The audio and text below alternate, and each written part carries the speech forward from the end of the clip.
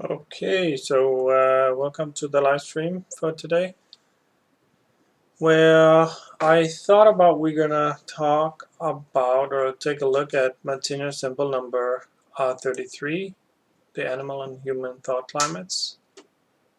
Just briefly go through that and identifying the different parts of the symbol. And this was the last symbol that Martinez himself explained and used. So, and it has a lot of information in it. And um, so, before that, maybe if we just get a little overview um, by going into this main symbol and just explaining a little bit about the main symbol. We can see the main symbol is called the eternal world picture, and we are situated as a planet over here. Here's planet Earth, and we're situated in the evolutionary spiral of the planet. Here is the planetary spiral going this way in evolution towards a star. And we've seen that transition from the orange to the yellow, from the animal kingdom to the real human kingdom, with the entrance signified by the star, which symbolizes cosmic consciousness. We see that in this transition there is less and less orange and more yellow in the evolutionary steps that the planet is on. So, and that means that there's less and less killing principle and more love energy. And that's the path of evolution forward. We see around the planet there's like a field. This field symbolizes the consciousness of terrestrial humans incarnated on the planet. And if we imagine we continue to zoom in on that field, and then we would eventually get to this resolution where we can see in a little more detail the different thought climates that constitute the consciousness of terrestrial mankind, both today and in the future. Again, we see this transition from orange to yellow, so less and less killing principle and more love energy again. So that is the same little piece of the evolutionary spiral that the planet is on right now. And we see again the star signifying cosmic consciousness, or the great birth, the cosmic birth, the entry into the real human kingdom, the true human kingdom, where it's all yellow, all love. Martinez, of course, was a representative of this evolutionary step right here. So we'll return to that after we gone through the symbol. We can see that there are a lot of parts to this symbol, and they go through the symbol vertically, and that's how we're gonna initially explain the different parts. But then keep in mind that this symbol can also be understood horizontally, so that if you are here in evolution, for example, which it means that you have these different thought climates available, or radio stations that you can tune into with your consciousness.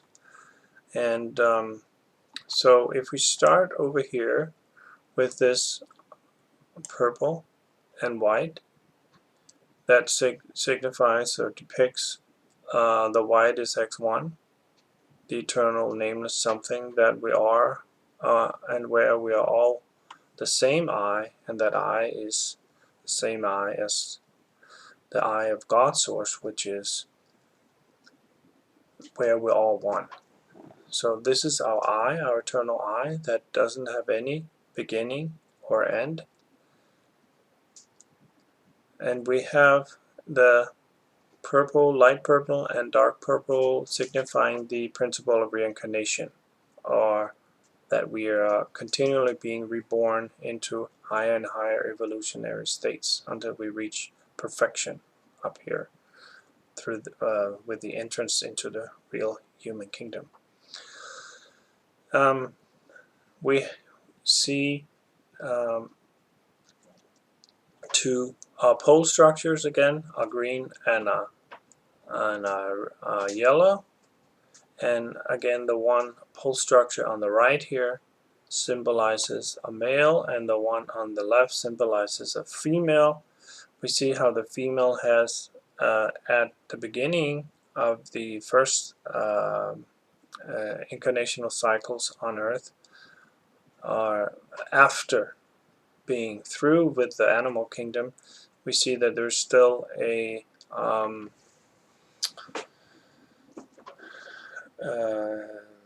dominant expression of the yellow, which is the feminine pole, which is basically the talent for receiving energy, and then we have a latent state of the male pole, which is the talent for giving out or sending out energy.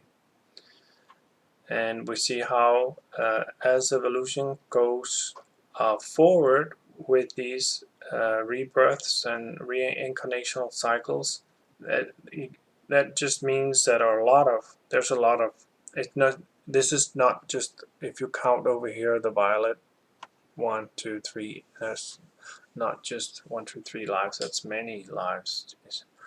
So as we go forward as human beings, we see how the secondary pole within us grows and reaches a balance point. And in the female, that means that the talent kernel for receiving energy recedes as the talent kernel for giving out energy, sending out energy or information grows. And likewise with the male on the first stages of human incarnation after the animal kingdom has predominantly his primary pole activated, which means his talent kernel for sending out energy is culminating, whereas his talent kernel for receiving energy is latent. And as evolution steps forwards with all these reincarnational cycles and rebirths, many rebirths, we see how gradually this talent kernel for receiving energy comes to a balance point. So, and right here, up here, we call this the double-poled structure, or the double-poledness of the being, which means that there are balance between the two poles, and down here we call it the one-pole state. And then there's a transition between these two states, one-poledness and double-poledness.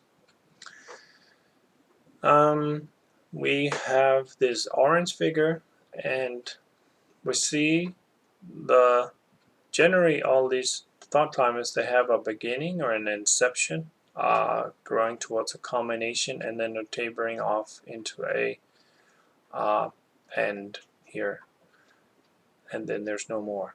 So this means that all these thought climates are in fact part of the X3 world of form, which has beginning and end, unlike our eye, our eternal eye, that does not have a beginning or end. This orange one symbolizes the physical organism, and this physical organism in the beginning is very robust and strong, physically, but as we go forward in evolution, it becomes less and less physical and strong, and more refined in its nervous system and muscle structure. So that means there's less and less of this gravity energy or killing principle, more and more refined, and eventually our next body will be this yellow body over here on the other side of the symbol. And so, but we'll return to that. We see this next thought climate here, symbolizing the actual killing. So that could be slaughter, murder, car accidents, airplanes crashing, so forth. The actual killing. This thought climate is the thoughts that lead to the killing. So these are the thought climates that are promotes pain and suffering. This thought climate is the thought climate that signifies the arrogance or the tendency to worship oneself and promote one's own agendas.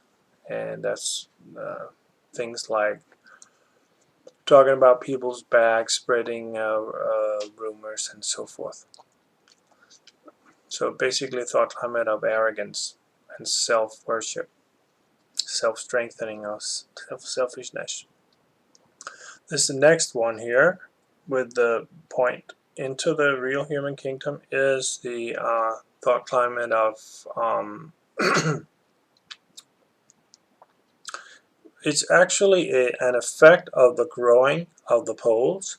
So it's the thought climates that can have sexual derailments and experimentations and things like that, that gives us a lot of pain and suffering also. So this can basically tapers out too before we reach cosmic consciousness. This in the middle here, which is the largest thought climates in the symbol, and we can't see where it ends. If it does have a culmination and then tapers off, I can only presume that it has. But let me just read about that thought climate before we go on to the next ones, because I think that's a very, since it's the biggest thought climate on the symbol, I think maybe it's the most important one. And he calls it neighborly love. So basically, neighborly love is the compassion that we have towards each other, and it starts way down here in the happy marriages zone. If we see the two first here, basically we have 6 evolutionary stages: 1, 2, 3, 4, 5, 6.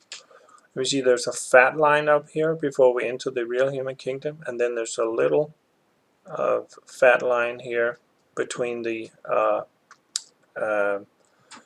terrestrial mankind and the animal kingdom. So down here below this line, that's only animals, and up here is only humans, or incarnating in human bodies but still being not a real human being, which is up in the yellow. So in those 6, he divides them into 3 areas. And the first area is the happy marriages zone. So that's all the beings within these 2 evolutionary stages. And then the next 2 is the unhappy marriages zone, and the last 2 is the zone of infertility. So basically, people in the beginning, when they're incarnating, they are happy in being with a spouse and in a family and having kids, and that's their happiness. But as evolution goes on, they get fed up with that, and then but they're still in that structure.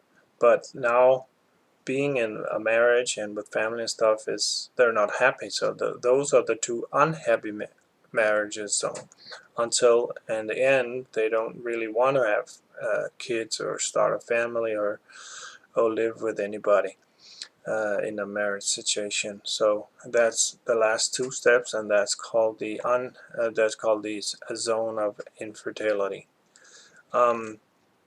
Most people are actually in according to Martinez, most people are in these two middle stages, the unhappy marriages zone. So that's the bulk, or the majority of people on the planet are within those two evolutionary stages, and very few are in further ahead into the two last steps before the real human kingdom. So, but of course there are some. So let me just read about this blue neighborly love symbol with, we can see the green and the yellow and the edge, which is the balance of intelligence and feeling energy, which is defined as love, and then the blue is intuition, I can imagine. But let's read what Martinez explains that this thought climate is about. The beginning of the emergence of neighborly love. This figure symbolizes the beginning of the emergence of neighborly love in the unfinished human being. We see how it develops in harmony with the being's double pole state and reaches perfection in period of evolution number 31. So the numbers is not really important, but if we count, we can count, put numbers. This is 31 with a star. So then it's 30, 29, 28, 27, and down like that. So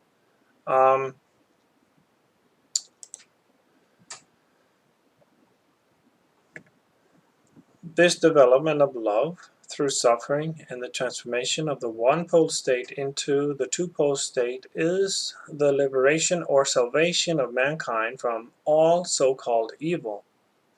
In their ignorance, people persecute, mock, and deride this universal love in those people in whom it is so far advanced that it raises them above the one-pole state and enables them to love their neighbor more or less as themselves, regardless of sex or gender.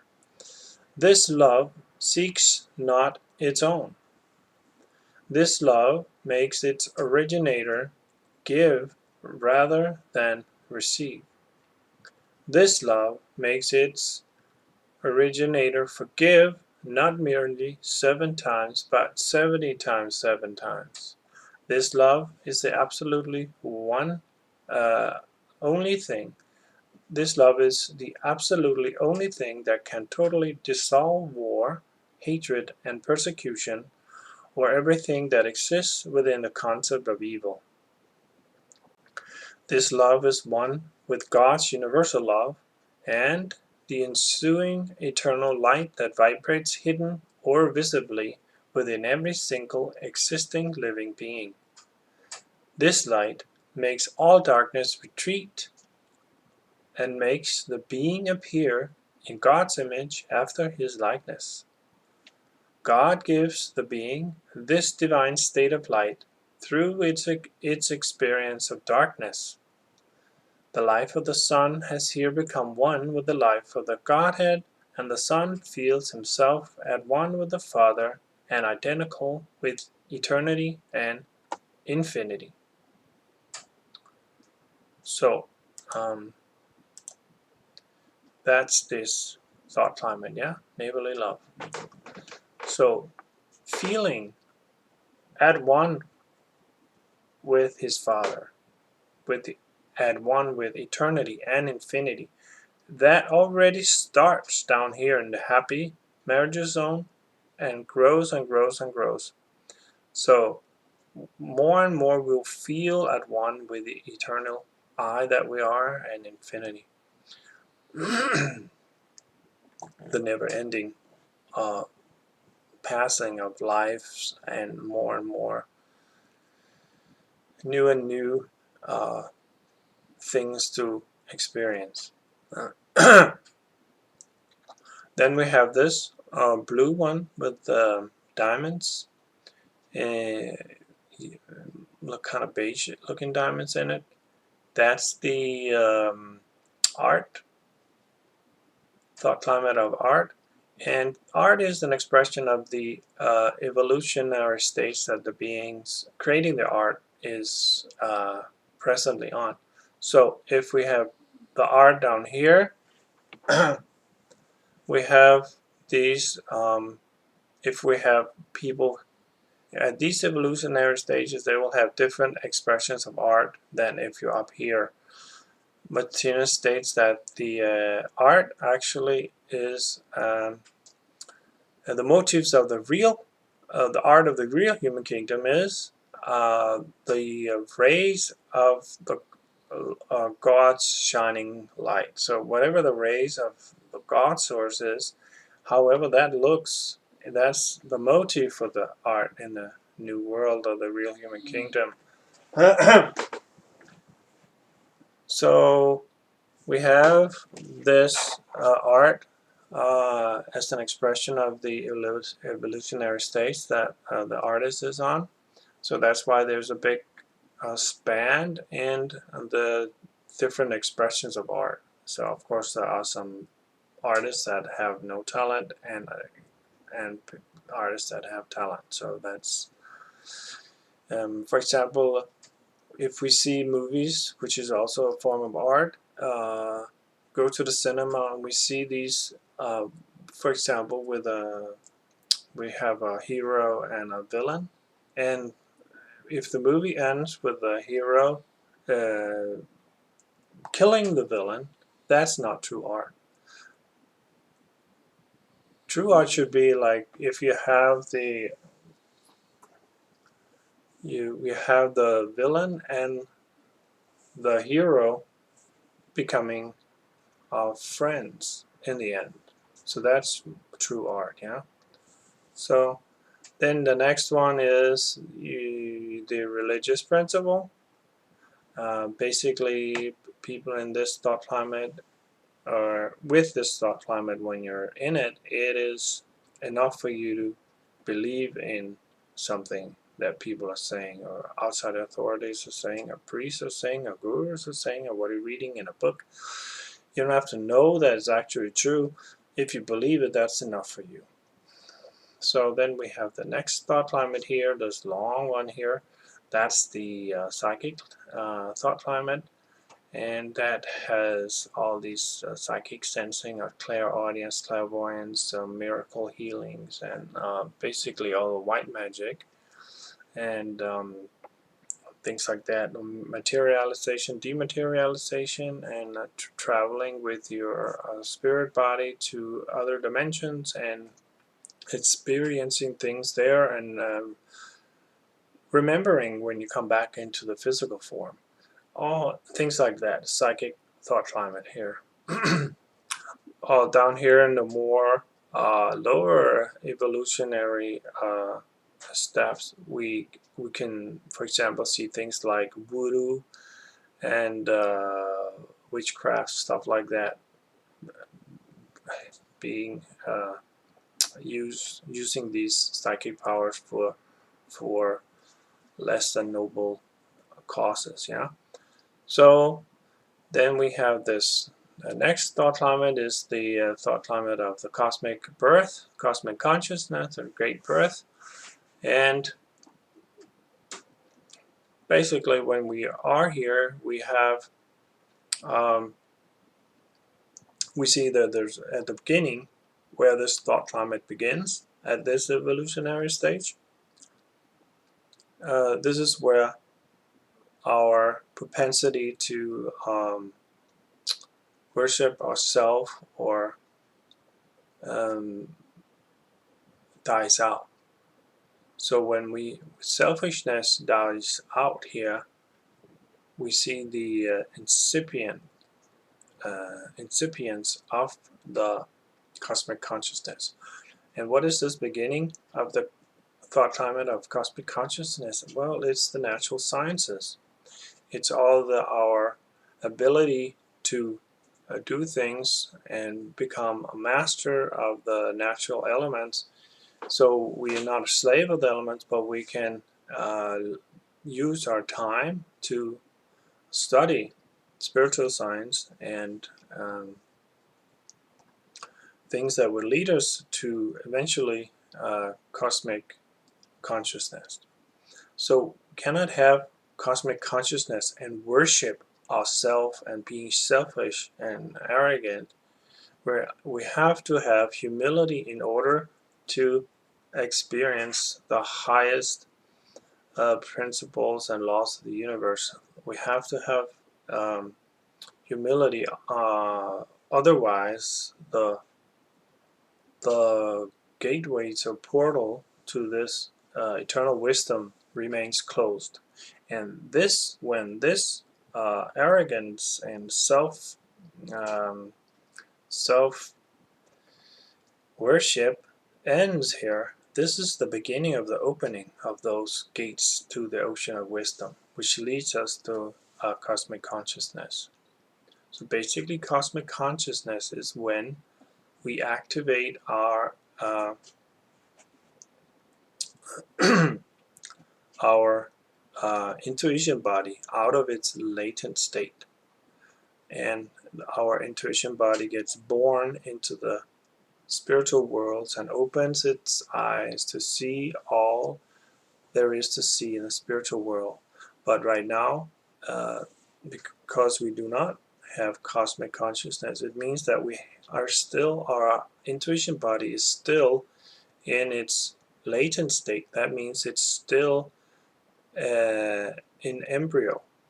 So in this embryonic state, our intuition body cannot see what goes on in the spiritual world. We have to evolve further, and that's basically the fulfillment of our two poles coming into total balance before we are able to become not embryos anymore, but little intuition body babies that can walk around on the spiritual world and open our eyes and experience all that there is to experience there in the spiritual worlds. So this star symbolizes the great birth, the birth of the intuition body out of its womb of matter that we're currently in. So we're surrounded and wrapped in matter and enfolded in matter right now, and that's why we all the impulses, information, sensory impulses from a physical body, it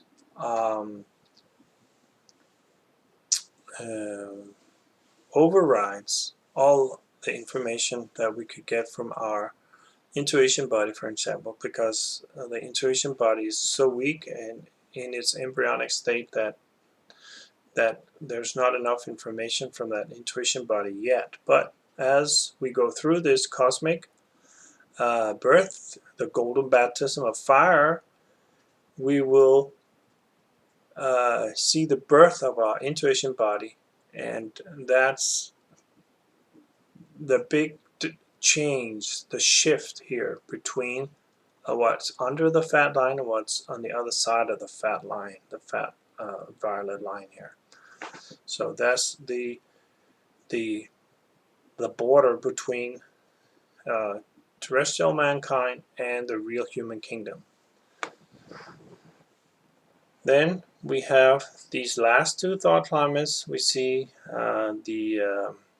we talked a little about the yellow one, so let's talk about this green, yellow with the blue and the cross first. We see there's a cross, and that signifies that it's the perfect thought climate. The beings that are radiating, emanating this thought climate has cosmic consciousness, and they are the eyes and the ears of the providence or Godhead. They are the one that listens to all the prayers that people are sending out, and actually I forgot to say something about the psychic thought climate. This psychic thought climate develops into being used as the prayer. Whenever we pray, this is the psychic thought climate we're using. This frequency band of the psychic thought climate is what the prayers travel on when we say our prayers. So and then these beings with this thought climate here, it's called the what is it? Talisman and Helion, not spokesman, the Holy Spirit. This is what he calls this thought climate, and the beings that are emanating this thought climate or has it available in their consciousness hears these prayers and answers them. And then the last yellow one here is a materialization and dematerialization. This is the thought climate where our body will no longer be like a coarse physical body like this orange one over here, but we will use our thoughts to create a interim temporary body of incarnation that we can go down to lower dimensions and do the things we are assigned to do, and then dematerialize it when we're done, going back up into the physical spiritual world here. So this talent for materializing and dematerializing, we're already practicing now, because every time we have a thought, that's a materialization of energy within our consciousness or energy field, and when we no longer have that thought, it dematerializes out of our energy field or consciousness, and that talent kernel for thinking is already something that we're practicing on, and that will develop further as a talent kernel to such perfection that we can actually, by the pure power of thought, can generate this interim body of incarnation. And that's why we do not have to be born of women in the real human kingdom. So this whole family structure where you have to be a man and a wife and a family to procure the human race no longer exists in the spiritual world, because we're able to just materialize and dematerialize at will using the power of thought. So that's the incarnational body of the future. And we see that basically reincarnation stops by this round thing here. And I don't know if we can zoom in a little bit here and see it a little bigger. So yeah, right here is a reincarnation supposedly stops. I haven't quite understood that, because you can still see over here that the reincarnational principle is continuing. So, but I take it that we're at this place in evolution, we no longer need to incarnate into physical matter, so we can go on into the spiritual worlds without incarnating into the planet Earth, for example. And we see, for example, if we look at this here, this is Martinez was. He was an example of this evolutionary step. He had cosmic consciousness, so he must have been emanating this or having this frequency band of thought climate available in his consciousness or energy field. So, along with these other thought climates, yes, we on the other hand, if we are not as far in evolution, we're down here, yeah. If we're here in evolution in the unhappy marriages zone, almost thinking, well, I'm not gonna have a family, I'm not gonna have kids next time. So we're around here. So we have these different types of thought climates. Yes, and I think that's about it for this symbol. Of course, there's a lot more to say. There's this flames between the two genders, or the man and the women, and the double poled human beings, and we see how these flames become purer and purer, which means they become more and more loving until they're right here all loving. Right here they're just one poled love, here is all loving, yeah. And then we see this white flames coming out and this ocean of flames, which means that the beings here cannot not not this can't they will always agree with uh, each other uh, because they're double poles, yeah. So and I think that's all I'm gonna say about that. And we of course have to remember that all these symbols are copyright of Methodist Institute. And thank you for watching, and if you have any questions, or you're welcome to email or chat in during the talks. And see you in 2 weeks. So take care and bye bye now.